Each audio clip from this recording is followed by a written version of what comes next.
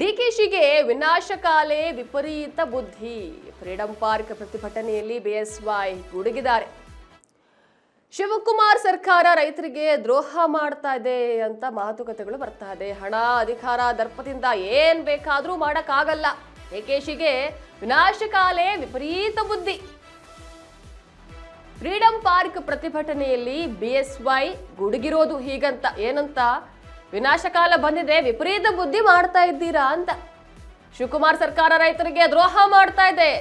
DK Shivakumar ಸರ್ಕಾರ ದ್ರೋಹ ಮಾಡ್ತಾ ಇದೆ ಅಂತ ಹೇಳ್ತಾ ಇದ್ದಾರೆ. ಹಣ, ಅಧಿಕಾರ, ದರ್ಪದಿಂದ ಏನ್ ಬೇಕಾದ್ರೂ ಮಾಡಕ್ಕಾಗಲ್ಲ. ಹಣ, ಅಧಿಕಾರವೇ ಎಲ್ಲ ಅಲ್ಲ.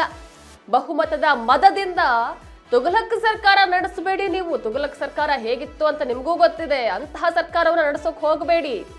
ಡಿಕೆಶಿ ವಿರುದ್ಧ ನಮ್ಮ ಬಿಎಸ್ವೈ ಅಂದ್ರೆ BS ಯಡಿಯೂರಪ್ಪ ಅವರು ಗುಡುಗಿರೋದು. ಜನರ ಕಷ್ಟಕ್ಕೆ ಸ್ಪಂದಿಸೋದಕ್ಕೆ ನಾನು ಸಿದ್ಧ ಆಗಿದ್ದೀನಿ, ಸಿದ್ಧನಿದ್ದೀನಿ. ಈ ಸರ್ಕಾರವನ್ನ ಕಿತ್ತು ಎಸೆಯೋಣ ಅಂತ ಒಂದು ಕರೆಯನ್ನು ಕೂಡ ನೀಡ್ತಾ ಇದ್ದಾರೆ. ಬಿಡದಿ ರೈತರ ಪರ ಮಾತನಾಡ್ತಾ ಇರೋದು ನಮ್ಮ BS ಯಡಿಯೂರಪ್ಪನವರು. ಏನು ಬಿಡದಿ ವಿಚಾರ ನಮಗೆ ಏನು ಇಷ್ಟು ದಿನಗಳಿಂದ ನಾವು ಮಾತನಾಡ್ಕೊಳ್ತಾ ಬರ್ತಾ ಇದ್ವಿ. ಇದೇ ವಿಚಾರಕ್ಕೆ ಸಂಬಂಧಪಟ್ಟ ಹಾಗೆ ನಮ್ಮ BS ಯಡಿಯೂರಪ್ಪನವರು ಮಾತನಾಡಿರೋದು. ಈ ಶಿವಕುಮಾರ್ ನೇತೃತ್ವದ ಸರ್ಕಾರ ರೈತ ಸಮುದಾಯಕ್ಕೆ ದ್ರೋಹ ಮಾಡ್ತಾ ಇದೆ. ಹಣದ ಬಲದಿಂದ, ತೋಳು ಬಲದಿಂದ, ಅಧಿಕಾರ ಬಲದಿಂದ ಜಾತಿಯ ವಿಷಬೀಜವನ್ನು ಬಿತ್ತಿ ನಾವೇನ್ ಬೇಕಾದರೂ ಸಾಧಿಸಬಹುದು ಅನ್ನೋ ಭ್ರಮೆನಲ್ಲಿ ಅವರಿದ್ದಾರೆ. ಕರ್ನಾಟಕ ರಾಜ್ಯದಲ್ಲಿ ಭೀಕರ ಬರಗಾಲ ಇದೆ.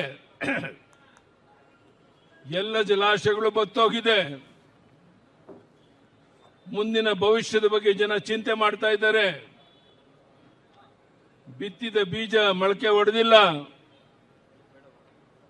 ಕಣ್ಣೀರಲ್ಲಿ ಕೈ ತೊಳಿತಾ ಇರುವಂತ ಈ ಸಂದರ್ಭದಲ್ಲಿ ಈ ರಾಜ್ಯದ ಮುಖ್ಯಮಂತ್ರಿ ಇತರ ಜನ ಎಲ್ಲರೂ ಸೇರಿ ಡೆಲ್ಲಿಗೆ ಹೋಗಿ ಮಂತ್ರಿಮಂಡಲದ ವಿಸ್ತರಣೆ ಬಗ್ಗೆ ಚಿಂತನೆ ನಡೆಸಿದ್ದಾರೆ ಹೊರತು ಯಾವನಾದ್ರೂ ಒಬ್ಬ ಈ ರಾಜ್ಯದ ಜನರ ಸಂಕಷ್ಟವನ್ನು ಕೇಳೋದಕ್ಕೋಸ್ಕರ ಯಾವುದಾದ್ರೂ ಜಿಲ್ಲೆಗೆ ಹೋಗಿ ಜನರನ್ನ ಒಟ್ಟಿಗೆ ಸೇರಿಸಿ ಅವರ ಕಷ್ಟ ಸುಖವನ್ನು ವಿಚಾರಿಸುವಂತ ಪ್ರಾಮಾಣಿಕ ಪ್ರಯತ್ನ ಮಾಡಿಲ್ಲ.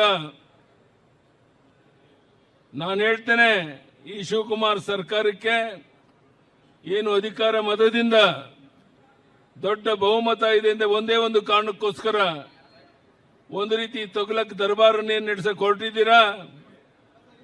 ಬಹುಶಃ ಇದು ಕೊನೆಯ ತುದಿಗೆ ಮುಟ್ತಾ ಇದೆ. ನಾನು ಹೇಳ್ತೇನೆ, ಈ ಸರ್ಕಾರಕ್ಕೆ ಇದು ಸಾಂಕೇತಿಕವಾಗಿ ಇಲ್ಲಿ ಹೋರಾಟ ನಡೀತಾ ಇದೆ.